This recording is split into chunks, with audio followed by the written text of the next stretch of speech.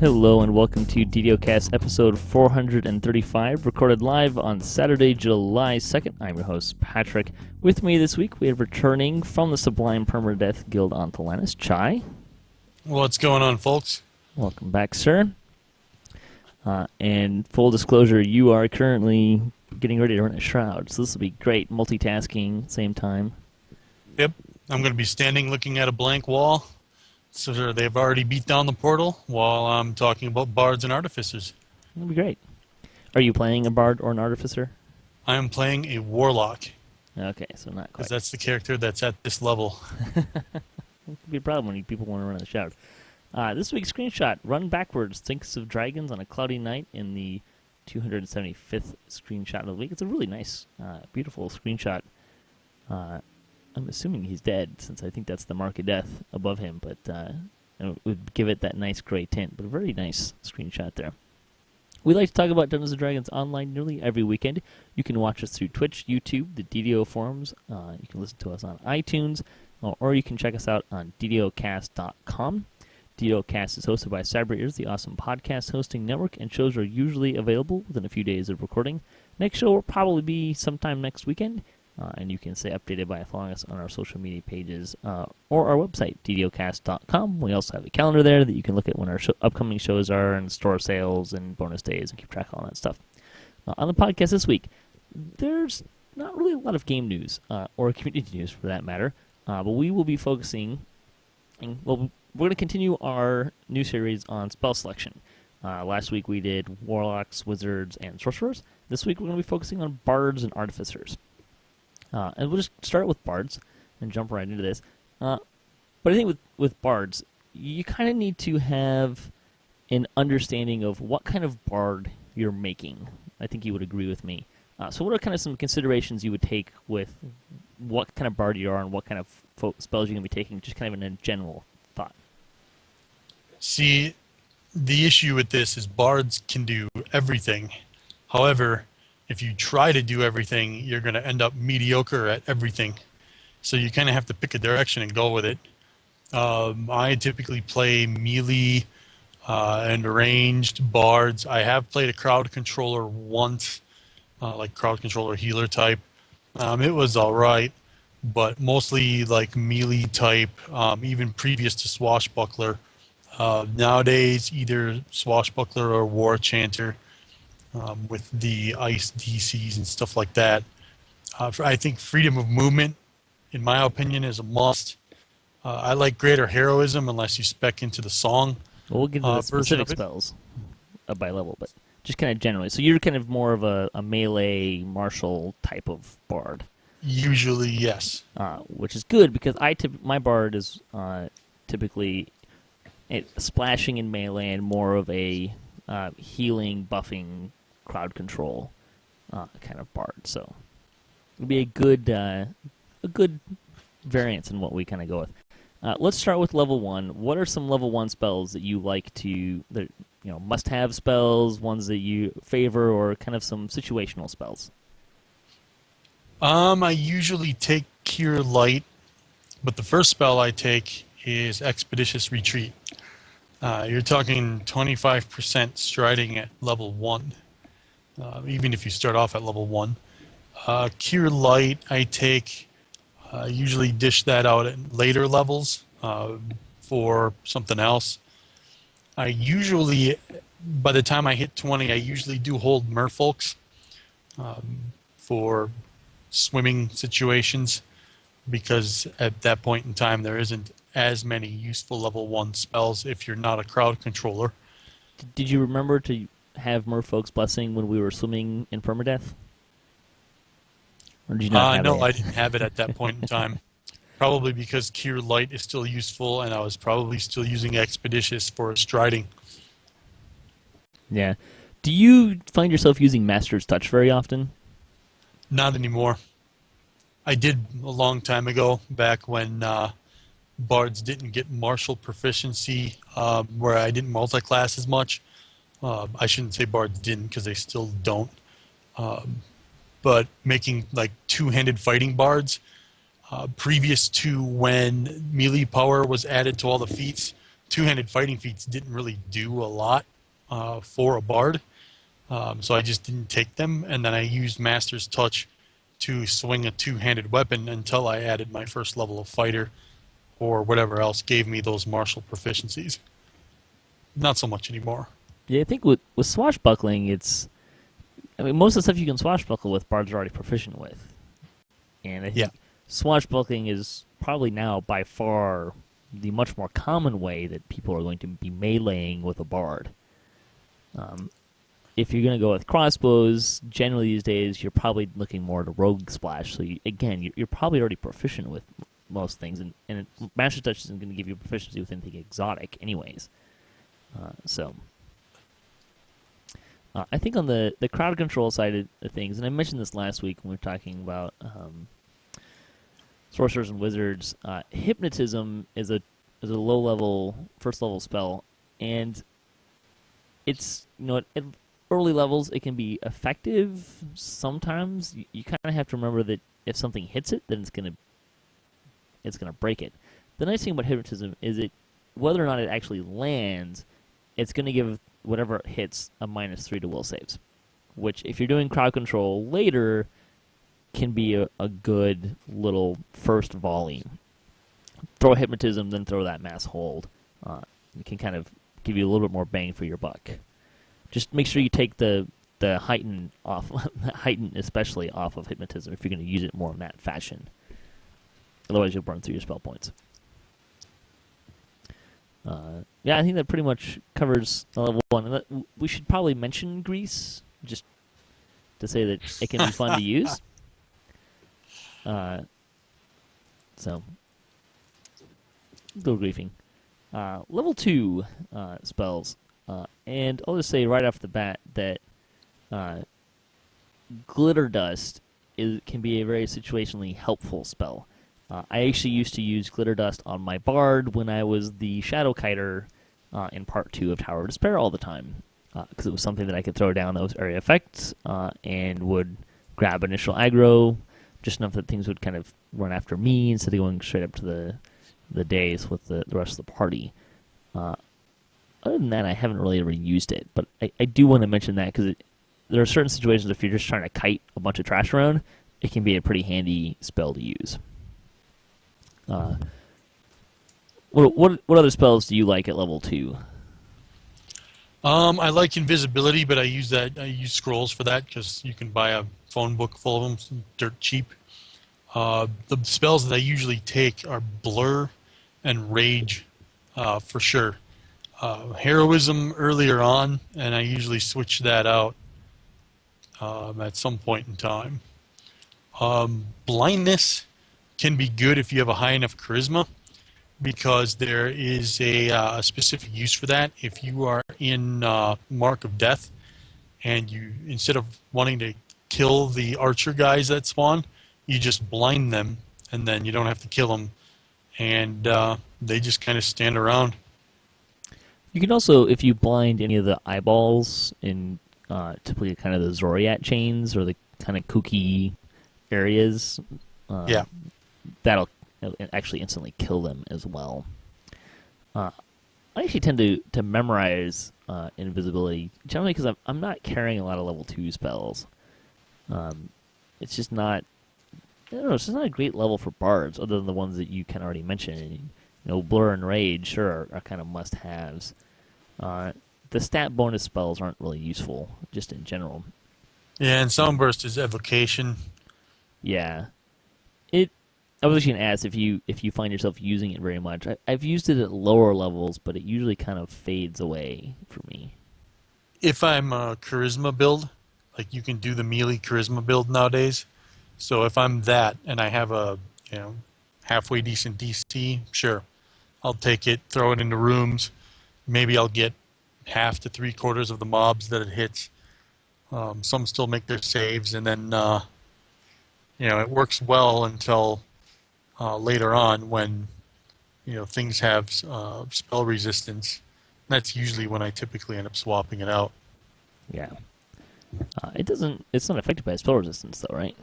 I've seen the little blue. That's kind of weird. You wouldn't think it would. You wouldn't think it would because it does damage, but I don't know if it's a bug or if it's supposed to be. Let's see. Maybe it says spell resistance yes when I clicked on it, so I guess it's intended. Or an oversight.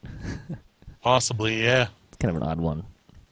Let's look at level 3 spells. And I think Cure Serious Wounds, you're starting to get some decent healing, which is nice.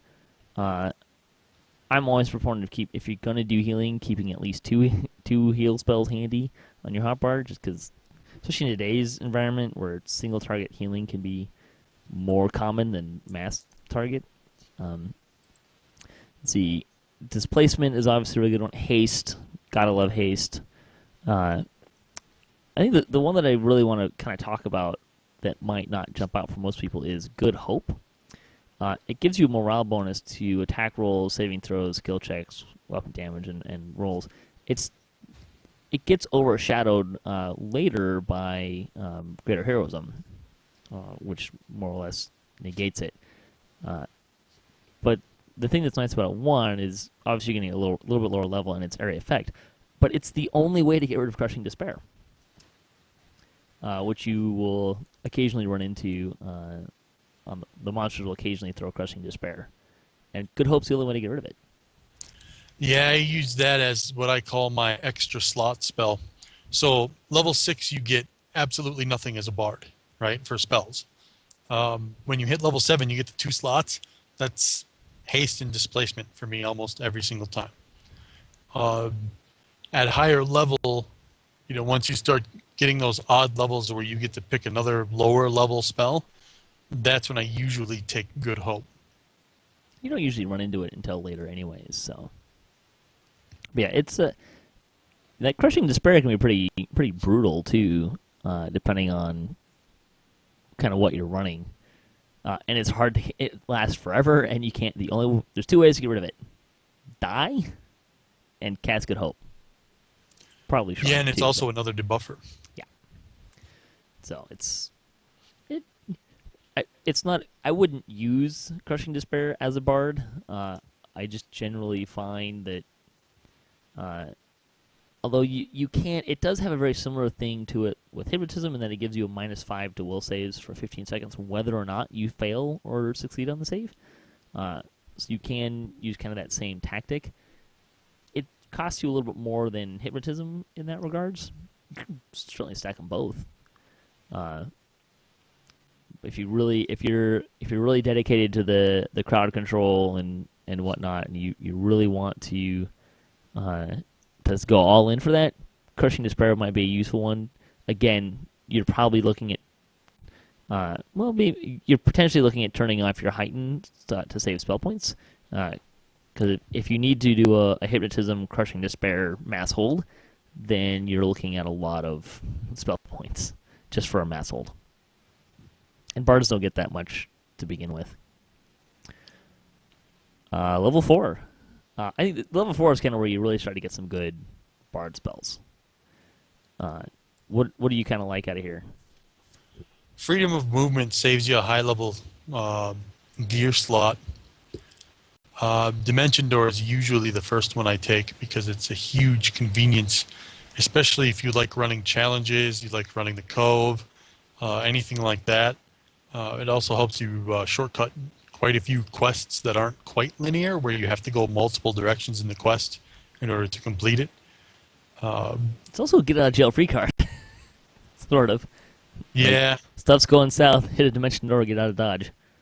Cure Critical is an obvious choice as well. Once you have, once you're a high enough level to start, getting more healing amp items, that's going to be your go-to in most cases for like your really quick heal, unless you're actually like a level 20 spell singer and you get the heal spell. Yeah. Autosphere, this is also a level that bards get Autosphere of Dancing, which is great. They get it a little earlier than wizards and sorcerers, or at least in terms of spell level. And I think it's probably one of the 2 bread and butter spells for crowd control bards. You can kind of keep running stuff through it and keep trying to get it to land. There's also Shout in here, which can be helpful. I think it's Greater Shout would kind of be the one that people are going to gravitate towards more. But I believe you get Shout as an SLA now. Yeah, you can take that, and that means stacking up all of the metas on it for no extra cost. Right, which can be a nice, cheap damage option. We'll talk a little bit more about some of the enhancement spells you can get later. Level 5, you get Cure Light Mass, which, I mean, it's only Cure Light, but it's a mass spell, and you're only going to get 2 of those anyways, so that can be helpful. I like Mind Fog for situations. You know, you can drop that down on a Otto's Dancing Sphere, kind of get them to stack together. It can be a good option there. You already mentioned Greater Heroism a little bit, which is a great spell. You can take it. My bard tends to have it memorized more because he's got the spots to memorize it with, but scrolling it is also an option.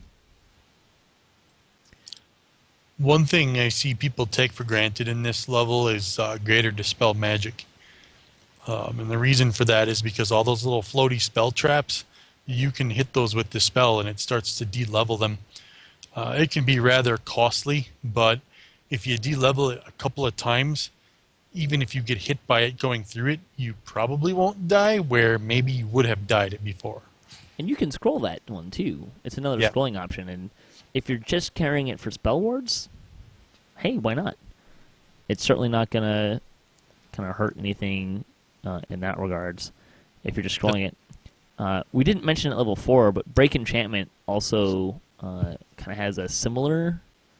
I don't know if Break Enchantment actually works on spell wards, but there's a few places where Break Enchantment can be helpful, even just in scrolling, just to get rid of some stuff, like clouds, or we used to use it on the dog goo in Lord of Blades all the time. And again, a scroll will work just fine for most of those things. Do you find yourself using Shadow Walk very often? That is my extra slot spell for this level. I use it anytime I need to travel a long distance, and I either don't want to use D-Door, or maybe you can't use D-Door because it's going the wrong direction. Good for instance on that is like in the Cove. Right. I need to get somewhere quick. Maybe I want to get to the end of the line before the kobolds do because I want to put more torches there, but I had to go get them. So I D-Doored back, and now I have to run forward. That's a good example of, where I would use that. But I usually typically wait until I have the very last slot, and then I don't see anything else good for my build, and then I go, oh, Shadow Walk. Yeah, it can be useful. I was actually using this in conjunction when I was kiting. For some reason, my Bard was kiting shadows a lot in Tower of Despair. I think just because the guild I was running with at the time, the guy who always ran our raids knew that I could do it on a Bard, and didn't trust a lot of other people. So sometimes it was just kind of fell on me by default. But I would end up casting Shadow Walk about 4 or 5 times just to give myself that little extra speed boost for a little while while I was running away from shadows. Yeah, or running through Slayer zones to get the quests. Yeah. The downside is it can be a real pain to see. So if you don't know, particularly if you're like in an explorer area and you're not very familiar with it, it's like trying to run, like drive in heavy fog kind of thing. Like you can't see very far, so you really kind of got to know which direction you're going, or you have to like find something that you can hit to knock yourself out of Shadow Walk. Because you can't just like dispel it on, like just toggle it off yourself. You have to do something that dispels it, which can be kind of tricky. But it can be useful situationally. Let's look at level 6. What do you like out of level 6? So here's where we get into, even if you're not a crowd controller, I still like Otto's Irresistible because it's no save. There are still enough mobs that don't have spell resistance that even a multi-class bard that has 16 levels of bard and doesn't have any investment in spell pen at all, will use this enough to make it something you definitely want to take. The Cat's Grace Mass, is there, let's see. So they have a couple of mass buffs there. I used to use those on Hound back when they wanted me to buff that all the time. Not so much anymore because in Epic Hound it doesn't, or Legendary Hound, it doesn't make as much of a difference. Right. Hero's Feast can be good. It kind of doubles over as a greater heroism if somebody shrines, so you don't have to rebuff people. Cure Moderate Mass will actually hit hard enough on a group to keep folks alive from time to time. And then, of course, if you do go the evocation route, which I have seen a few bards do that, Greater Shout is decent, even if you don't, if you only have Heighten on it, for instance. It doesn't do a lot of damage, but it does stun mobs. I typically don't use this because my mobs are more melee, but on the one bard that I did make, that was more charisma and more spell-oriented back when support roles were more dominant in this game. I did have Greater Shout on it. I did get decent mileage out of it. The nice thing about Greater Shout is most of your Bard DC spells, they're going to be mostly enchantment spells, but a lot of them are going to be will save based. Greater Shout is fortitude save based, and as overreaching generalization, but a lot of things that are really good against will saves tend not to be very good against fortitude saves. They tend to be one or the other, so that can be a good option for you. I do want to go back to Erado's Irresistible Dance, because I think a lot of I know I forget I have it on occasion, but it's a really strong, powerful spell.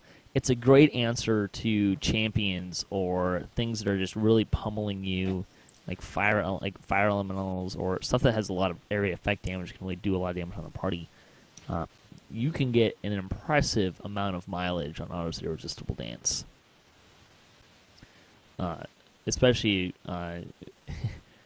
we were running Inferno of the Damned on Epic Elite last night, and there were a few places where we were starting to get creamed, and I pulled out Erado's Dance and danced as much stuff as I could, and the champions, and when we got champion fire elementals, it was a lifesaver. So, and they do also, when we're talking about healing on a bard, you can now, with Spellsinger, you can get Wail of the Banshee and heal if you're level 20 Spellsinger, the capstone for Spellsinger, which are great spells. I love having them. And remember, I think you on one of our debate episodes in the past were talking about this being one of the best capstones. And even if Wail is a necromancy spell, so you're probably not going to have great DCs in it, but the negative levels are fantastic to just drop down. Yeah, it's a good debuffer. Yep. Once you turn it on, you don't have to do, there's no focus or anything like that. You can just swing a weapon or cast another spell if you want, and it just keeps happening. Yeah, it's a great option for that. But now, and heal is obviously very, very useful. My bard, he's kind of got, he's doing a lot more than most of my other characters. But his primary thing is he's supposed to be able to heal. And so the heal spell is obviously very helpful, but he was even able to heal with heal scrolls and cure moderate wounds and cure critical. And he was actually a very effective healer, even though he didn't have some of the higher level healing spells available to him. So don't discount those heal spells in here. We should also want to mention in Spellsinger, at Tier 5, you can get Mass Hold Monster spell-like ability, which can be really effective, again, if your enchantment DCs are up high enough. And again, you can kind of use the hold, or the hypnotism in conjunction with that, which is kind of what I tend to do on my bard, because his DCs aren't quite as high as some of my other stuff. But it can be a good way to get some bang for your buck out of that tree. And then there's, I don't know if on your melee bards you've used they have a sonic dot now in Spellsinger. I think it's a tier 2 SLA. I use that on my permadeath character. Yeah, it can be pretty handy, and I have been known to kite red dragons on fire peaks with that dot almost exclusively. Didn't hold aggro very well, but it got the job done. So you can get kind of creative with some of those spells. It doesn't do as much damage as like the Nyax and Electric Surge, but it does a fair bit of damage. Anything else you want to mention with Bard spells? Not at the moment. We might remember something later. So let's talk about Artificers, and we'll kind of do the same thing. What's your general approach to Artificer spells and what you're looking at when you're picking the spells? So typically, when I have 2 Artificers right now. They're on different servers, and they're both very similar builds. They're not exact. They're more ranged. The higher level evocation spells work because I don't need Heighten, which I didn't take, but I do still boost the evocation DCs because that helps with the rune arm as well. Right. So there are some cases where mobs will be weak to the save, and those spells will still work, but mostly buffing, because Artificers have some pretty decent buffs. Yeah, there's some. You kind of got to pick what you're going to do. I also don't really focus on DCs and evocation DCs at all. It's just not something that I focus on. I'm not building a DC caster. You can do that. There are some spells that we'll talk about that you can do that with an Artificer. But it's mostly, my Artificer is crossbow build, and then very much buffs is really what I'm looking for. Buffs are first and foremost, because they don't just affect me, but it can get more bang for my buck out for my party. So that's a really nice thing to have. So let's look at level 1. Conjure Bolts is probably the standout for my Bard here, or for my Artificer here, because these crossbow builds, you need bolts, and you're going to go through a lot of bolts, and being able to make as many bolts as you need is fantastic. The one thing I'll say with this is, whenever you cast it twice. That's kind of my general recommendation, because if you're really paying attention, you'll see the little message when it says that you're re-equipping new bolts. So you get in the quest, cast it twice right off the bat, you got your bolts.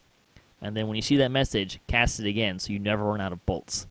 Because it really sucks when you hit the damage boost or the haste boost and the not many shot, but the endless Fulisade, and you're out of bolts.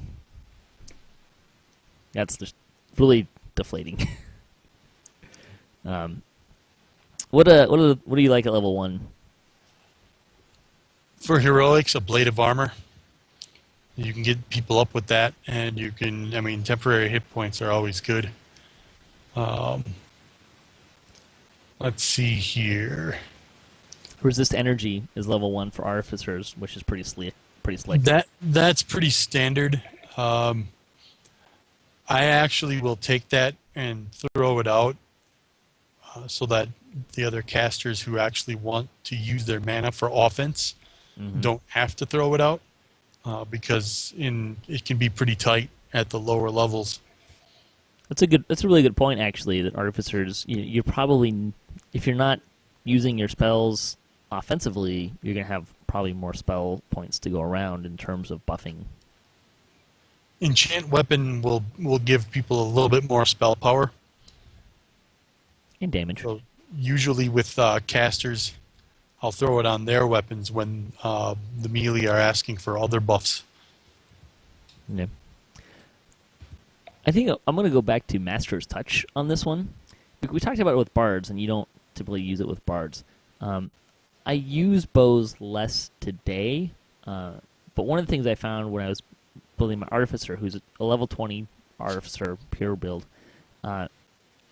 I essentially only needed one. I had everything I needed that was prerequisites to take many shot.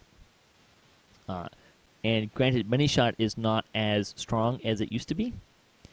But back when many shot, it was well worth it to use it fairly frequently on my Artificer, even though he was primarily a crossbow build. The problem is an Artificer is not actually proficient with bows.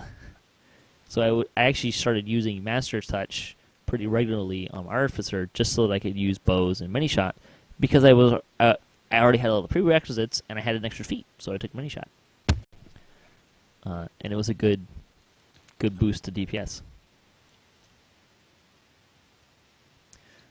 I think that mostly covers it. I think Static Shock we should give a shout out to that if you're going to be kind of more of a DC caster. It does have a daze effect on it, and I know from fighting Artificers that it can actually be fairly effective, this dazing thing. So that can be a consideration if you are looking to go that route. Yeah, if you're working on evocation, like Artificer does get quite a few evocation spells. So that's, if you're going to work on a DC type, that's the one to work on if you're going to do it. And it's a reflex save for half damage, but then it's a will save for the daze. Right. And will saves tend to be something that will, a lot of your bigger brute style melee mobs will fail more often because they're the fortitude juggernaut with weak will saves. It will give you time to take a couple steps back or circle strafe so that you don't have to take that clobbering from ogres at low level, for instance. And ogres clobber at low levels. All right, let's look at level 2. What do you like out of level 2? Level 2. Let's see. So Insightful Strikes, if I'm int, and I'm not using Harper, I will actually take that. Usually I'll dish that out later, though. Like, I won't have it. I'm not going to use it forever. It's more of like a stopgap. Elemental Weapons is the one that everybody requests, so that's usually pretty standard. Lightning Sphere is another good one if you're working on DC stuff. And has a daze again. It's also like an AE. Yep. So you can whip that down the hallway and get most of the mobs. It kind of hurtles in an arc, so even if you target a mob in the middle, it's not going to hit the guy in the front. My sleeper here is probably, I got 2 actually. Flame Arrow, if you're not using the Conjure Bolts, even though I still take it if I'm not using it, because you can create some pretty powerful bolts at low level with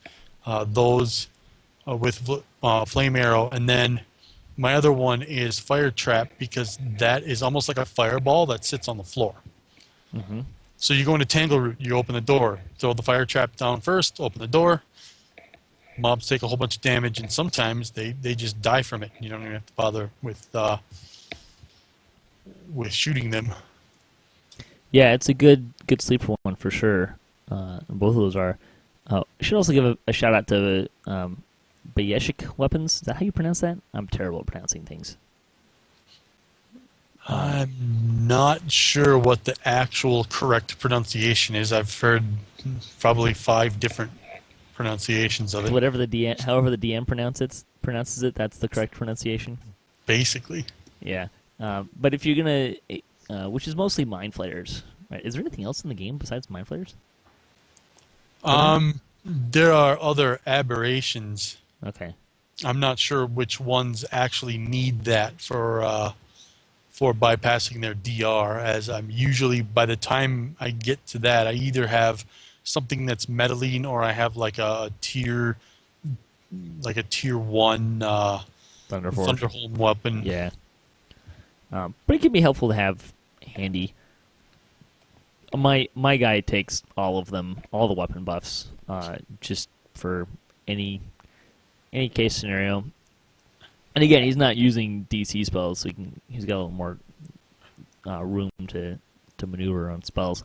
Let's look at level 3, and we haven't been mentioning it very much, but all these levels you get curative admixtures where you can actually throw a potion for some spell points, and it's kind of a mass cure spell, which is pretty slick because you get mass cure spells generally quicker than most other classes, but it takes potions as your spell components. You can also get this one as an SLA in one of the enhancement trees, so that can be kind of helpful. If you have this, though, you can use them both. You can use the SLA and the spell independently, and you'd be actually pretty surprised how far you can get with those and heal scrolls in terms of healing, because I have, in fact, been the primary healer on a Tower of Despair successfully on an Artificer with these spells. I had a little bit of help at the end with some people doing some extra scroll healing occasionally, but I pretty much just used those exclusively, and we kind of got through it. I call it my drunken frat boy healer build. I'm going to throw bottles at everybody. Yeah, there you go. It's going to cure you instead of hurt you. One that's kind of in a similar vein, you can do the same thing. Oh, wait, that might be the next level. You can do it with Remove Curse, too. Sorry, which is level 5 spell. I'll talk about it now, though, since I already brought it up. Which is really handy in Legendary Shroud, where everything blows up and you're always using curse pots. So I use that one and Caught in the Web a lot. Yeah, that's another good place for it. It keeps the melee swinging their weapons rather than drinking potions and wasting their boosts and stuff like that. Yeah, it's a great way to do it. What else do you like out of here? So which level are we on currently? 3? 3. So Flame Turret is usually the first spell I take here. Flame Turret is its own entity. It gets its own aggro. By the time you get that, you're probably going to start fighting undead at some point, and it's about as good as a firewall at lower levels. It can be destroyed, so at later levels, sometimes it gets compromised unless you can keep the aggro off of it. But at lower levels, it makes a great doorstop, especially if you're ranged. You set the thing up, open the door, take a couple steps back. You can, nothing's going to hit you, but you can just keep shooting things. Insightful damage, again, if I'm not using Harper, I might take that. With insightful damage, I think it's worth noting that it's on a different channel buff than everything else. Yeah. So insightful strikes and insightful damage are one channel for those spells, so you can only have one or the other on them. But those are the only two that are exclusive. You can use it with everything else. So if you want to save some action points in the Harper tree, you can just take the insightful. I can't remember. You can get intelligence to attack roll in the Harper tree, and then use insightful damage for your damage, and not have to go up the tree as far. Lightning Bolt is an SLA. I noticed it's in this spell level as a regular spell as well. But as an SLA, it's not going to cost you a ton of mana, and it's decent. Yeah. As is Blast Rod, actually. I believe that one's an SLA. Could be wrong on that. Do you find yourself using positive energy infusion very often? Not too often anymore. I used to get more requests for it a long time ago when people really, really valued that heal amp, because back when raids used tanks more often, and we actually might get back into this because they're redoing a lot of old raids, but heal scrolls were used to heal people a lot. Yeah. And heal amp comes into play big time when using heal scrolls to heal people. And does it give heal amp too? Because I know it gives maximum hit points. Yeah. Thought that one gave heal amp. I don't know if it does or not. It gives you hit points. So okay, what it does is, I might be thinking of a different spell then. This is the one where you take a penalty of 10% heal hit points, and you give whoever you cast on 10% hit points in return. Oh yeah, okay. Yeah, I'm thinking of something else. which can be this was something. It's kind of along the same vein though. Like when we were using tanks more often, I would oftentimes pull it out. I pretty much only would ever use it on a tank. It didn't. I didn't really seem to use it much on other folks, and it was usually like I'll give it to you once. And I'm trying to remember it. I'm trying to remember if the way that it worked was like every time you cast it, it gave you another 10%, but it also restarted the 5 minutes. I'm not sure that it stacks. I haven't really played around with this one a lot. I know if you cast it on multiple people, the penalty stacks against you. Yes. You can't stack it on an individual person, but you could cast it on like 3 different people. And if I recall correctly, it was like if you cast it on someone and then waited 2 minutes and cast it again, you would get a 20% penalty on your hit points for 5 minutes. Like it would stack in that manner. So if you were going to cast it, the way I always did it was you cast it in succession. Usually I was only casting on one person anyway, so it didn't matter too much. But I mean, hit points are a lot easier to come by these days. And if you're running harder difficulty, unless you're talking about a raid boss, the stuff's generally going to 2-shot you anyway, so the extra 10% hit points probably isn't going to get you very far. But it's something to think about. I still carry it for occasions. And it's 10% base too. It's not. It's for each person. It's not you lose 10% of your hit points and you give that number of hit points to someone else. No, it's they get 10% more hit points and you lose 10% hit points. So if you give it to someone who's got 2,000 hit points, they're going to get 200 hit points out of it. Whereas if you've only got 500 hit points at the same time, you're only losing 50. So it can be useful for certain situations. I think that mostly covers spells. You do get... We haven't mentioned repair spells yet. I greatly prefer playing a Warforged as an Artificer, so you can use the self-healing repair spells. I tried the human version, where I took the feats that would give me construct parts so that I could use repair spells, although they were half effective. They didn't have the newer feat where it made you full-on construct at the time. I found that it kind of worked, but it just wasn't as good. That was kind of the general feel of it. I don't know if you've tried it. Warforged is typically better because you can take one feat and have heavy armor as well. Right. And the only spells that you're going to experience spell failure on are the ones that are like actual arcane spells. Well, and the thing with the spell failure on an Artificer, I mean, right now they only have 2 trees, and one of them has a ton of spell failure reduction in it, and Warforged Racial Tree has spell failure reduction in it as well. So you can wear heavy armor with no spell failure, just from enhancements. So, with 1 feat. Yeah. Let's see. Means we're on level 4, right? Yep. What are your thoughts on Armor of Speed? I like that one. It's hastes 1 person, but it's a non-dispellable haste, as it's a buff to their armor. And anything that's a buff to your armor, your weapons, or anything like that is not dispellable. Like typically when you're going after beholders and things of that nature.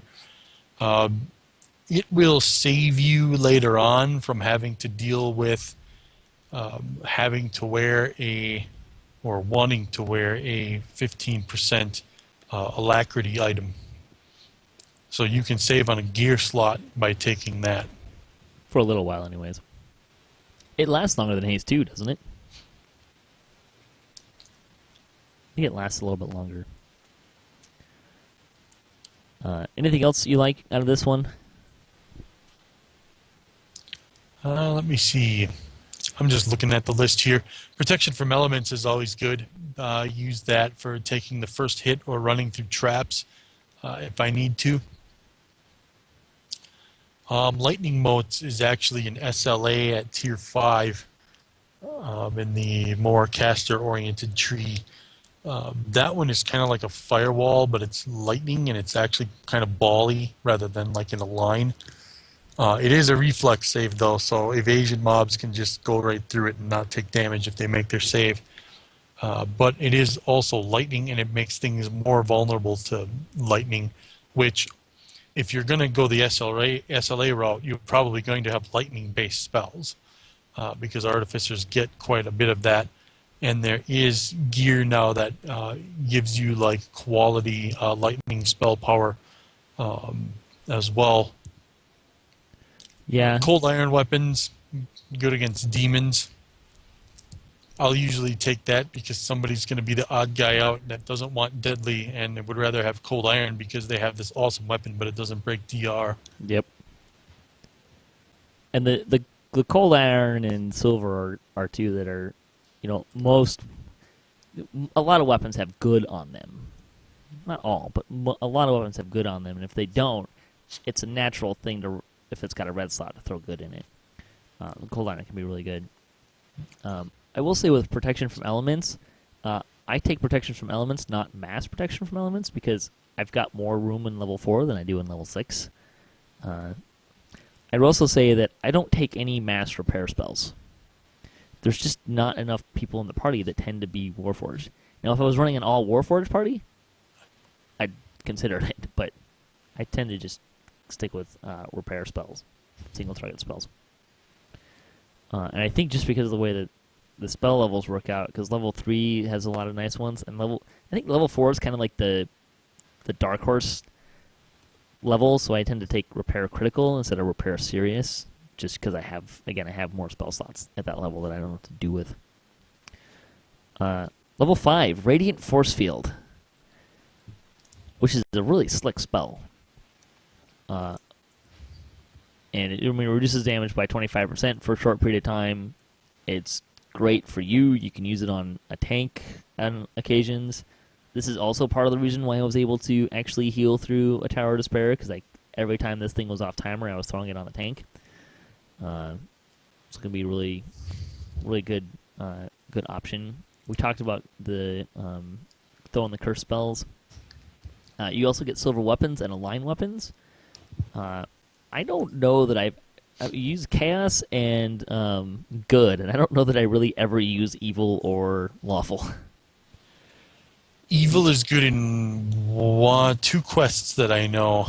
Running with the devils. What's the other one? The Archon. Okay. I can't remember. Trial of the Archons. Yeah. Yeah. That's it. Silver weapons is obviously we fight a lot of devils, and you need good and silver. And this level's, between align weapons and silver weapons, make a lot of weapons bypass that. So, what are your thoughts on Tensor's transformation? This one is something that I typically would use if I was going to be melee. It does take away from the cooldowns or add to the cooldowns, so it's typically makes it harder to heal yourself because your heal might be on cooldown when you need it, or your repair spell. But if you're looking to get full BAB, dex strength and con buffs, and things of that nature, it can definitely be a big help if you make an old school Juggernaut build, for instance. Right. Probably would be the biggest Tincers user. I've also seen it used on shuriken throwers. I don't see too many shuriken throwers that have Artificer levels, though. It's usually a scroll thing. A lot of builds like to scroll this spell. I've gone back and forth on this for my build, because the +4 to Constitution can be really nice. The base attack bonus equaling your character level, because Artificers don't, as I recall. It's not one of those I know great in terms of that, but I think they're a little bit. I think they're the same progression as rogues. Yeah, 3 out of 4. Yeah. The downside is the cooldown spells, which is probably why in this, even I'm always depending on the situation, it's nice for kiting, gives you a couple extra hit points. I just always make sure that if I've got a second repair spell handy, because it kind of sucks to not be able to heal yourself, especially in today's Epic Elite environment, where if you survive that first hit, woohoo! If you don't heal yourself right now, you're not going to survive the second one. So, something to think about. I do want to point out, Prismatic Strike is on at level 5. It does not do the same things as Prismatic Ray and Prismatic Spray. It does something completely similar, but completely different. There's no, like, poof, it's gone, sent to another plane thing, or turning it to stone. It's just a bunch of damage. It's a massive debuff, as well, or it can be, if Right, you're DC already, which Yeah. again, it's evocation. Radiant Force Field is my stickler at this level because it's like adding 50 PRR and MRR at the same time. Like, that's how effective it is. You think about it on those terms. On a second channel, too. Yeah. Right, like, that's something to consider. Make sure you're thinking about, too, is it's doing more. It's its own channel for preventing damage, right? It's not. It doesn't. There's nothing else in the game that really stacks with it. It's on its own thing. And I can tell you right now that I totally underuse this spell constantly. I'm just always, yeah. This is one of those spells that I really should just hotbar, just remind myself to cast it, or like put it on my main hotbar, as opposed to the one that's way up on the top and off to the side. Sidebar, my Artificer is like hotbar challenged. I don't have enough hotbars for my Artificer. It's the only character that I have that problem with. Let's look at level 6. The last spell levels. Reconstruct, if you're going to be Warforged, is a must. I would say Deadly Weapons, again, is a must. Extra damage is always fantastic. It's a little different than it used to be, but it's still really effective. Blade Barrier, I think, would be probably another. I don't know, do you take Blade Barrier on your melee builds? I've only had one melee build, and I didn't because he was a strength. But for anything ranged, at least through heroics, Yeah. because you can roll through heroics with Blade Barrier, and Artificers, they can do quite a bit of damage with that, even if it's half damage. So anything that doesn't have evasion is still going to take quite a lot. Tactical Detonation, and this is the one that you don't need Heighten for because it's already max level. And will knock everything down. Even like if you're going evocation focus because you want a higher rune arm damage, that's still going to help you out. But Deadly is the obvious one. Yeah. I mean, it almost goes without saying. That's the one that I buff everybody with, unless they ask for something else. Mm-hmm. Especially in epic levels where it gets even more effective, right? Because it's. Actually, I think this might actually be the old. It adds the Or no, 1x. it adds the 1 weapon damage. But with epics, when you start to get higher up, like every little thing is noticeable. Mm-hmm. And you start to notice that your hits are higher numbers and stuff. Well, and a lot of those epic weapons too, they're multiple dice, so it's not just a 1d6 weapon. It's an epic weapon might be like its base damage might be 5 of d4s, or 5, and then the W would be like 2d8 or something like that.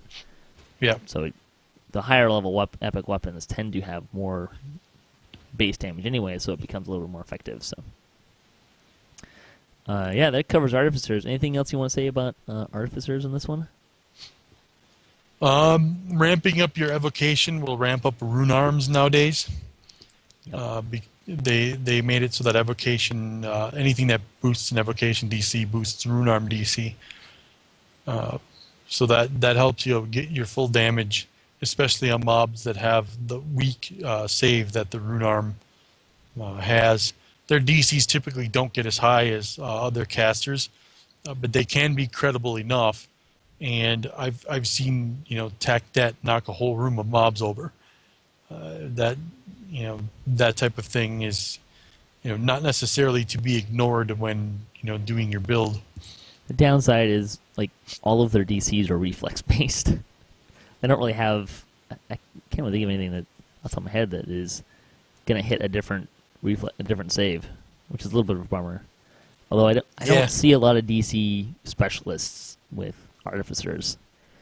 Actually, the biggest thing with Artificers and spells for me is forgetting all the different options, right? Like, you've got a crossbow, like if your crossbow or a melee weapon, your rune arm to manage, spells to do more damage. You can get a lot of damage from a lot of different sources, and it gets really easy to start forgetting one or the other, right? So rune arm can be will save or fort, depending upon what it is. But it's still evocation, and it will still get boosted. Over on topic, just really quick, what's your favorite rune arm? Ah, geez. That's a great question. I'm going to cheat and say the B one from Hound of Zoriat and the one Knives Eternal from Mark of Death. They tend to both be pretty good. I use the one from the Cove a lot. Okay, yeah. Because it's AoE damage, and at least part of that damage is going to hit. Especially nowadays in quests where you run into the quest, you go to the first encounter, and there's like 8 mobs standing there. Mm-hmm. You did bring up a good point with the rune arms and their saves, though. That can be an important consideration if you want to maximize your damage from rune arms. I used to use Tovin's Hammer a lot until someone pointed out that the one, this is back when Cap was like level 20 already. So there weren't. It was basically Tovin Hammer or the one from Mindsunder, which does force damage, and the stuff on Tovin's Hammer was a little bit better.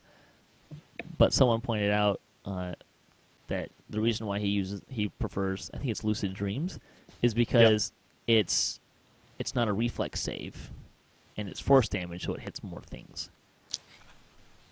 Yep, and it can be used on a single target as well, so it's good for boss fights. Yep. I think that pretty well covers our topic this week for spell selection on Artificers and Bards. If you wanted to know about selecting spells for Wizards, Sorcerers, and Warlocks, listen to episode 434 from last week. We're going to be doing Druids and Rangers and Paladins and Clerics and Favored Souls down the line as well. So we'll kind of round out that series.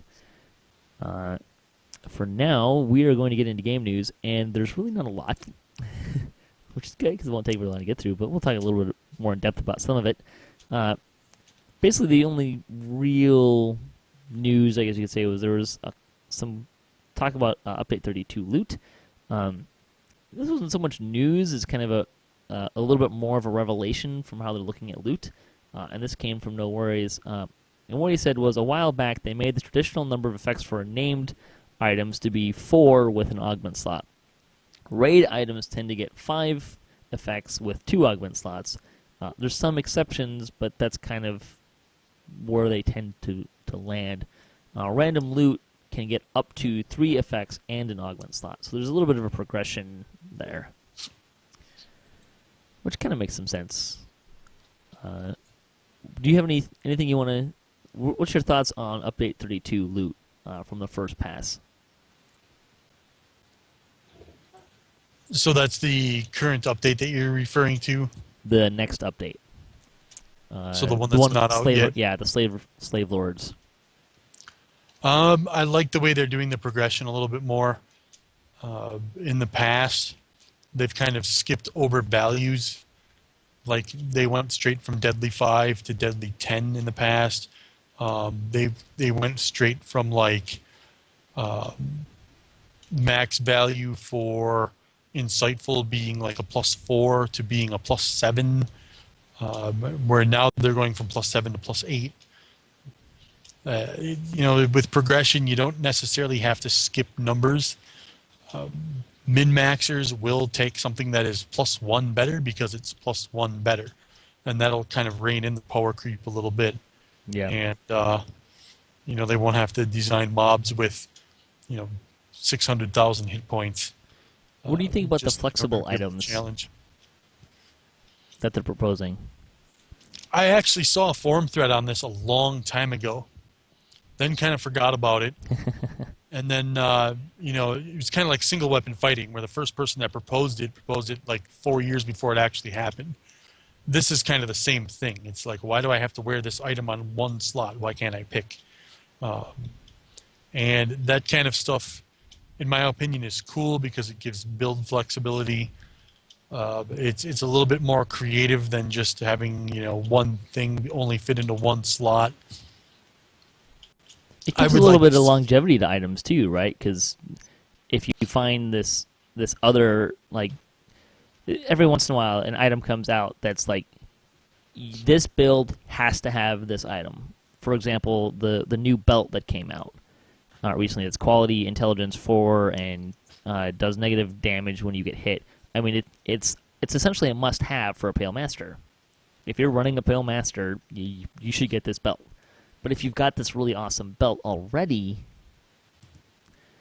but now these items can fit into one or two slots. So if that future item comes out later that you really got to get, you still have an option for this other item that you maybe spent a lot of time making. What I would like to see is them do it like the trinkets were done in Caught in the Web and all those flagging quests. So you can get a trinket with +3 con, and then you can get another trinket with +3 strength, and they're the same trinket.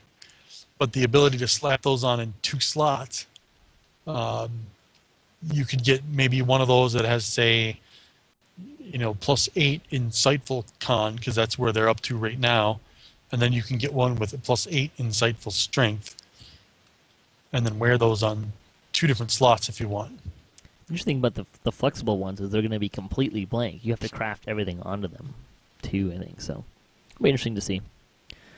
Bugs. There was an update on the Haunted Halls doppelganger fight. They investigated and believe they found a way to resolve it. The doppelganger fight involves some very complex scripting, which I think is probably a fair thing to say about most of the things in Haunted Halls. There's some pretty complicated boss fights in there. Fixing it would be good for essentially mean redoing the entire encounter, which is not something they're able to get done in time for Update 32, but they believe they found and implemented a safety mechanism that will allow the encounter to progress when this issue happens. So hopefully it will no longer be an issue after Update 32 is released, which is good. Bonus days. Crystal Cove is back. It will run through July 10th, so 2 weekends. Anything you're looking to get? Lessa and I were running for bottomless flasks of rum. Which is, I don't know. My problem with getting one of those is then you can't ever say, but the rum is gone. Why is the rum gone? Because it's bottomless now. Yep. Endless decanter of alcohol. Dude, you know this game was made in Wisconsin. I think there's many places that would challenge you for the, it was made in X place just because of an endless decanter of alcohol. I don't think it's just a Wisconsin thing. If I'm a wizard and I'm going to the bar to get my spell points back, rather than going to my wizard tower. Yep. Store news. The sale in the DDO market, you get 75% off of expansion packs. That's still going through the weekend, through July 4th, I believe, or 5th. The sales through July 7th is the Be Epic sale, so you can get 25% off of Epic Destinies, Tomes of Fate, Fast Travel, Keys of Destiny, and select adventure packs. You can also get a freebie, the Lasting Potion of Resist Electricity plus 10. You can get a stack of 5 with the coupon code NOZAPME. Clever. I'm still not using it, though. And that will bring us to community news. We'll start with the 195th Chronicle. The mysterious Kargon speaks with the press. I was linking to Kargon's interview with DDO Gamer. You've been on the forums a lot. You've probably seen Kargon many times. I also play with him on Sarlona when he's on. He's I love his role playing. I don't know if I've ever seen somebody role play on the forums as good as he does. It's a pretty unique skill that he's got there. Dancing Octopus wrote the song "The Fresh Prince of Deathworm," or for poetry, based on the French Prince of Bel Air. You can check that out. The guild for the week: Das Syndicate is a Kyber-based German-speaking guild with both new and experienced players. This guild likes to reincarnate their characters frequently, but also plays endgame content. I should go play with them and just try to see how bad my German is now. I used to take German. It's been like 10 years since I've used it, though. The comment for the week: how many pen and paper turns would it take to get through Vaughn 6? What do you think, Chai? Let's see. Are they talking pen and paper rounds? Well, he said turns, which is 10 rounds, right? Yeah, so I'm going to go with 50 because I'm thinking 500 rounds. I'm going to say it's never going to end. I don't see a party even with 12. The timing thing with getting the pillars down in a turn-based game, I don't know what's going to happen. I think it would, because there's spells where you can telepathically communicate. Well, even if you allow tabletop communication, I'm not even just thinking the communication part. It's just a lot harder. Well, also in pen and paper, you don't really get a life bar, right? So yeah, I mean, things do get hit points. They do get hit points, but how does the player know the hit points, right? In pen and paper, hopefully a DM is not telling you that okay, this thing's got 10 hit points left. no, there's a specific terms that you use, like lightly wounded, moderately wounded, seriously wounded. I think it goes down to severely wounded, and then critically wounded is like when you have a few hit points left, and then unconscious and dead. With constructs, you use all those same adjectives, but you say damaged instead of wounded. Yeah, I still don't know. I still think it's going to take forever. So if you're going to destroy an object, you know if you've mostly destroyed it or not just by looking at it, right? Well, like yeah. You're wailing on this thing and you're like, okay, I barely hit it. I barely scratched it. I need some help. Or you wail on it. Next thing you know, it's like almost, you almost cut it down. One more swing should do it. You're going to know those things. Yeah. Good DMs come up with creative descriptions like that without actually telling you, this guy's got 6 hit points left. Blurg. I think it'll be challenging. When I used to DM, I experimented a little bit with some of that stuff, and just the time kill is a lot harder to do in pen and paper. I actually did part 2 of the Shroud, like that same kind of mechanic where you got to get all 4 things dead at the same time. Yeah. And I've kind of built the same. I kind of actually stole the map and made it a little bit bigger for pen and paper reasons. But I had the same idea with like some things were faster than others, and it actually started giving them fits. They got through it a lot faster than I maybe thought they would, but it also involved a very lucky roll on prismatic spray, because someone used prismatic spray with the idea of like, all right, come on, stone, like they were trying to stone or instant kill or something, and they got send it to another plane, and the response was, well, not what I was going for, but that'll work. Yeah, it's boss mobs there's no such thing as like being immune to crap because you're a boss mob too. So you can be like insta kill, insta kill, insta kill. All right, kill the crystal. We need something that damages constructs. Where in DDO it's like, let's beat down this huge bag of hit points 4 times. Yeah. In any case, see fansite news from the Chronicle. DDOCast pondered the best spells for sorcerers, wizards, and warlocks. That was our episode last week. Thanos of DDO went through a mirror darkly. That was from 2 weeks ago, I believe. DDO Players News talked loot, Gen Con, and more on their 90th episode, which was published this last Wednesday. DDO Gamer took a look at loot, and Even Note feels the pain of finding rare loot in a new blog post.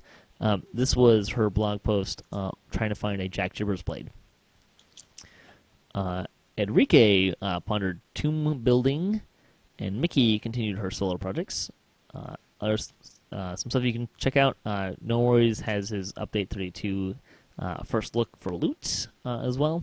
And Cordovan explains why Quicken is for hipsters in the latest Friday afternoon YouTube. That was not this last Friday, but the one before. Let's see.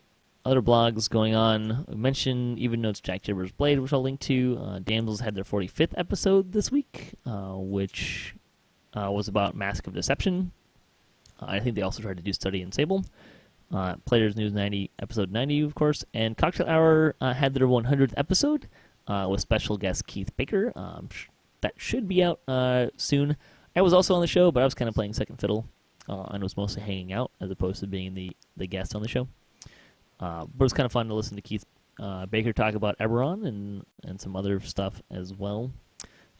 He was also talking a lot about he's been developing a role-playing, I believe it was role-playing, I think it was like kind of a card game, but it was basically, format-wise, it's very similar to role-playing RPG type games like Dungeons & Dragons Pen and Paper.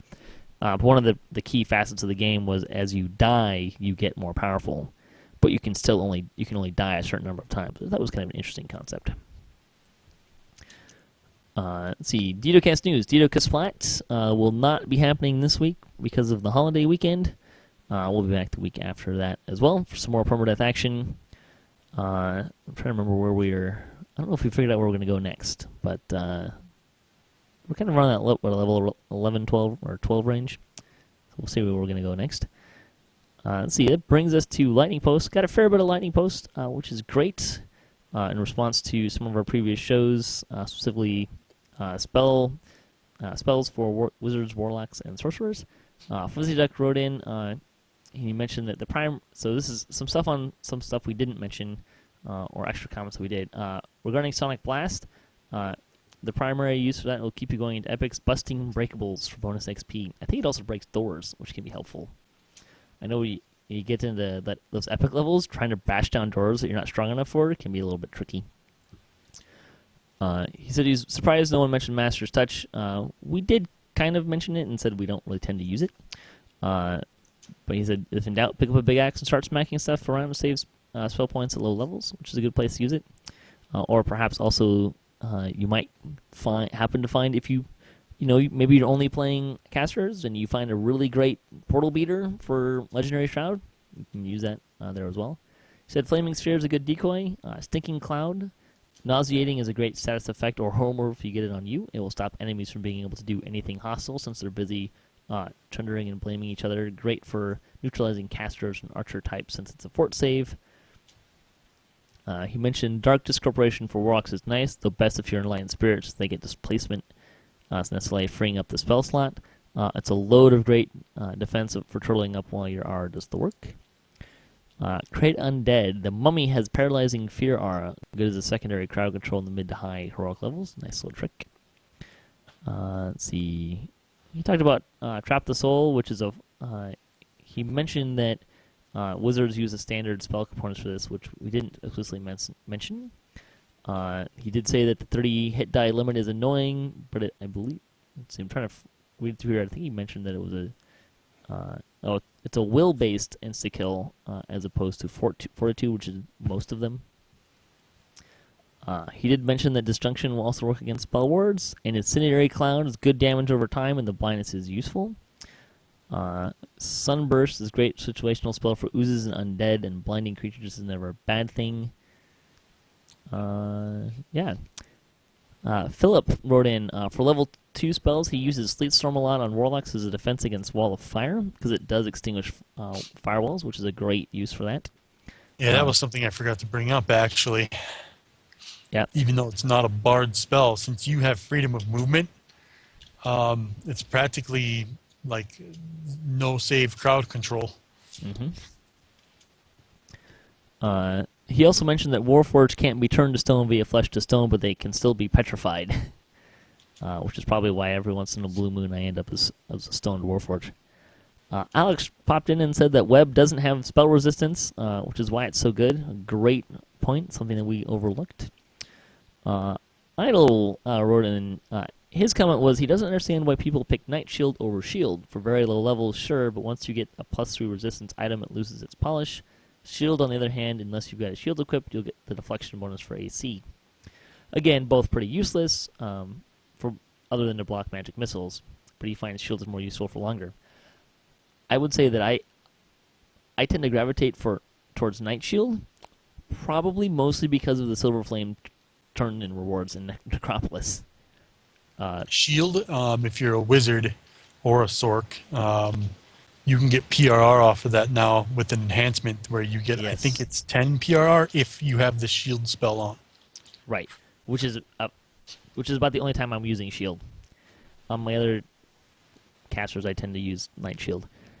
And it's not really, if I'm honest, it's arbitrary for me what one I'm using unless I have that SLA.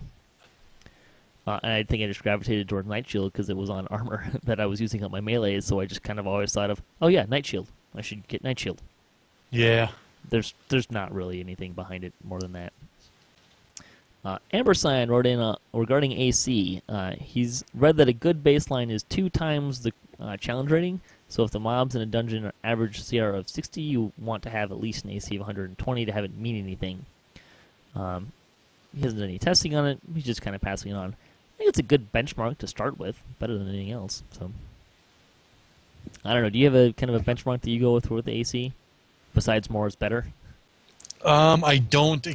Besides more is better, and it does cause mischance nowadays, which, back before to hit was made into a calculus equation that's more like parabolic. Mm-hmm. It used to look like a 4th grade extra credit math problem, and you basically couldn't get enough until you could, and then it started being effective.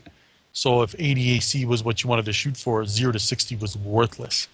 Where nowadays it's, you definitely notice it, especially when you get to the top end. I have seen the Epic Elite Stormreaver miss. Or not Stormreaver, Swordjack miss. So Yeah. which was, I'm sure he rolled a 1 and had absolutely nothing to do with my AC, but the fact that it was in the middle of a great run where I got hit 3 times and took no damage because I dodged one, got an incorporeal message on the other, and he missed on the third. The 4th one killed me in one shot.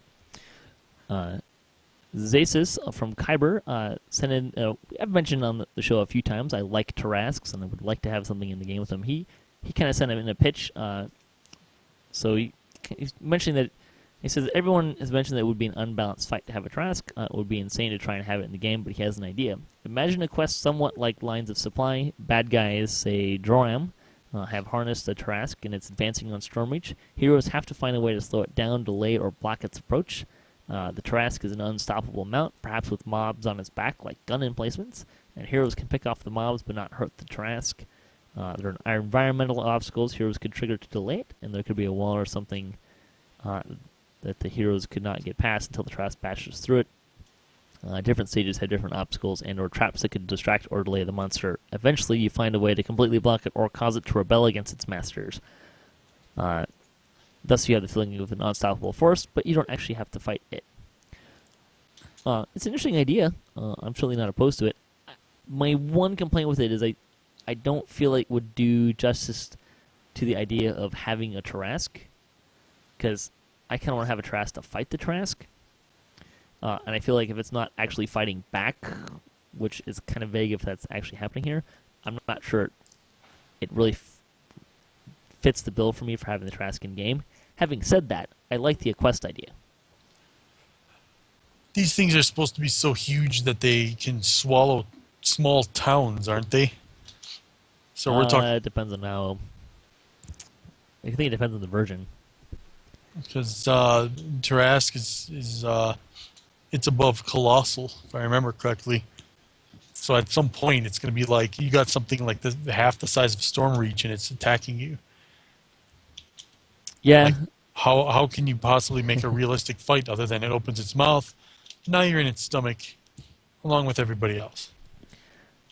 I don't know. Depends. I mean, we fight big stuff too, big dragons. I don't know. The Tarrasque is one of my favorite monsters that I've never really gotten to fight because, I mean, you gotta have a really high end campaign to fight a Tarrasque. I think it's one of those monsters that someone threw into the monster manual at some point. Like, here, let's throw out this really crazy monsters for those people that really want to go for some high level stuff or just to read the book for fun. So, our survey question of the week comes from an anonymous person. All right. They ask, what playstyle doesn't exist in DDO that you would most like to see? I have actually two answers for this, and they're kind of the same answer, but one's a less specific and one's more specific. So the less specific answer is the support role. We used to see the support role more in DDO, but I think it's starting to be eroded. Yeah, because definitely. A lot of buffs can be replaced by gear. And the gear values are actually higher than the buffs. So I've actually been trying to get some feedback on the forums about how people would feel if maybe they make all the animal buffs like Bull's Strength and Cat's Grace stackable. Okay. Stuff like that. Make Barkskin scale to the same level as gear or better so that, the buff is actually meaningful. Things of that nature. And it's caught on with a few people that think that, that makes classes more unique. And it's even if you're playing two different classes that swing the same weapon, it doesn't feel like playing the same class because you have different buffs and different things that people actually desire you in the group for. That being said, the support role playstyle, I think, I would like to see way more of in the game is that of the Charmer. Yeah, okay. Because bards, for instance, and wizards and sorcerers could be a lot more useful in quests if they could charm mobs on the higher difficulties. You can do it on the lower difficulties, but there's no reason to. You just roll right through stuff. But in the higher difficulties, if they took the nerf off and made it so that it didn't last like 4 seconds or whatever it is, something minute, that would make people a lot more useful where you could charm, you could throw a charm into the room and then maybe 2 or 3 mobs make their save, and now it's this huge battle where you have these powerful mobs on your side. There are video games, or even MMOs, where charm is done extremely well, such as EverQuest, and charming is a great play style that bards and EQ can use, where bards don't necessarily do a whole lot of damage compared to the real melee classes, but when they can charm the toughest mob and send it after the second toughest mob, it's still a great play style, and it's very desired. And I think that debuffing it so that it's not really that useful in the highest difficulty settings is kind of a letdown as far as I'm concerned. There would be a lot more unique options to build for if we had it. Yeah, I think it would be kind of fun to be able to use charms a lot more. And they really did hamstring that.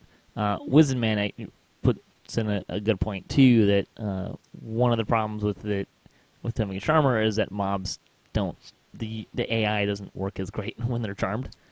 So there's some other things in there too. My answer to this is going to be, the short version is going to be PvP, player versus player options. And I'm not a huge player versus player, but I think that there's a room for it, and there are people that would enjoy it. But really what I think, and this is going to be totally out there, I would be amazed if this ever happened. But what would be fun is if you could get a raid party together and just have somewhere you could go to like a planescaller, and then the planescaller or gatekeeper, whatever, would send you to one of the other servers where you could attack anyone you wanted to, just for kicks, like invade another server and go after some people. So I don't think it's ever going to happen. But I think it'd be a lot of fun to just have a little bit of a server pride thing where, people could get together and then go to another server and kind of invade one of the public spaces over there for a couple minutes. if I was going to do PvP in DDO, I would do reverse Dungeons and Dragons, which is a thing Right. where you roll up orcs and bugbears and crap like that, and you're in the dungeon and the adventures are attacking you. That could be fun too. So imagine rolling through Tangleroot, and one of the bugbears is super intelligent and it's coming after you, and it's not doing all of the horrendous AI stuff as the rest of the bugbears are. Mm-hmm. And next thing you know, it's circle strafing you, and it's or maybe one of the hobgoblins pulls out its bow and it's ranged kiting you, and rolling down the hall and it's harassing your ability to open the door and all that other stuff. That to me would be lots of fun. It could be fun too if they just had a server that was just set aside that you could copy your character over, kind of like the man. You could just copy your character over, and then maybe they character wipe it every once in a while. And you can go over there and just have some PvP options that like have it specifically. Like, we want you to go here in PvP. So you can get a mix of people between servers and kind of do it occasionally, and maybe have events that sponsor it or something like that. But I don't know. I think it could be fun. I don't know that's something I would do a whole lot, but I think there could be some fun involved there. So with that, we're going to close out the show. Chai, do you want to plug the Sublime Permadeath Guild? Yep, we're Sublime Permadeath Guild at sublimepermadeath.shifttr.com. If you log on to Thelanis, make a level 1 character, and then send whoever you see in the Sublime Permadeath Guild on at the time a tell, we will bring you into the guild. They will ask you if you've read our rules, so that you know the play style that we're going for and the rules that have to be followed. There are some restrictions, so you want to be familiar with those before you join. If you haven't tried it, Permadeath can be fun, especially if maybe you're feeling that the game is a little stale. It's a different way to play. Don't watch DDOCast Splat for tips. You can watch it for entertainment value, but if you're looking for tips on how to play Permadeath, maybe don't do that. So thanks for listening to the show. Thanks for the folks in the chat room and mentioning some stuff. I did want to give a shout out to Edward, who did give a shout out to Good Hope earlier that we didn't really call out as being one of his favorite spells for bards. Universal for the whole group is what he said. Great point. And thanks to Chai for joining me today, and thanks to all the other contributors for DDOCast. And thanks to Turbine and Wizards for making DDO happen. And thanks to CyberAirs for hosting the podcast. You can hit us up at DDOcast.com for show notes, MP3s, our calendar, previous shows, swag, and other fun stuff.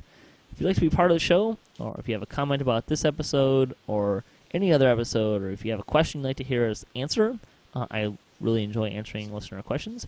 If there's a topic you'd like to hear us debate, or you just want to say hi, pitch us some ideas, leave a comment, email us at ddocast@gmail.com. I love it when I get that stuff. I read almost all of them, unless I forget, or unless they're all really the same stuff. But I love it when you guys interact with the show, listeners. So please feel free to do that. Our closing tip for the week comes from Cyber Glammy on Sarlona. Fortification is not an option, and con is not a dump stat.